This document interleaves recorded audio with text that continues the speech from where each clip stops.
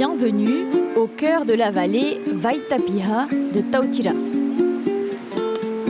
Une végétation luxuriante, quelques habitations et de nombreuses légendes l'habitent. Pour les anciens, c'est la vallée du créateur suprême Taroa, renommée au fil du temps Ataroa, la vallée Vaitapiha de Ataroa.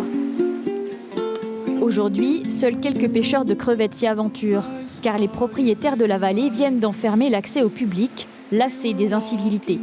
Désormais, ils protègent la vallée tel un joyau. La vallée de Ataroa, c'est notre cœur, ça. Depuis tout petit, nous, on ne veut plus que les gens aillent dans la vallée. Pourquoi? À cause des détritus, des déchets. Je sais, je ne dis pas ça, mais il y en a des déchets qui se trouvent dans la vallée. 4 mètres de hauteur, 4 mètres de circonférence. Sans compter à l'entrée de la vallée côté droite, il y a plein de déchets de chantier. James Pepetaata est guide diplômé. Il est l'un des gardiens des légendes qui peuplent cette vallée, comme celle du géant Honoura, petit-fils du premier roi Taihia. Il descend de la famille des Maui et il peut grandir jusqu'à atteindre le lignage. D'où son nom, Maui Honoura Toa, Honoura Te Pū Maroia. Voilà, Honoura, voilà son plateau. La mythologie raconte qu'après sa naissance, ses parents eurent peur de lui. Ils projetèrent alors de tuer Honoura. Ils voulaient le tuer en l'enterrant vivant. Mais quand ils ont pensé à ça, Honoura était juste à côté. Il a tout entendu de ce projet-là. Alors qu'est-ce qu'il a dit? Aoué, aoué, amau, amau.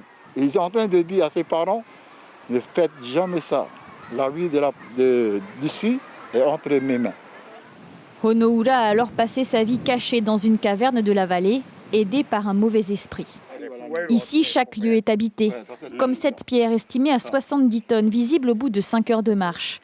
La légende raconte que c'est une baleine qui s'y était aventurée. Aujourd'hui, posée à jamais au pied du mont Ure au Waiarawa. Le membre de l'homme, le Ure de Waiarawa. Quand elle a goûté, c'est tellement bon. On lui a dit de ne pas se retourner, elle n'a pas écouté. Alors, quand elle est descendue, elle s'est retournée, elle est devenue caillou.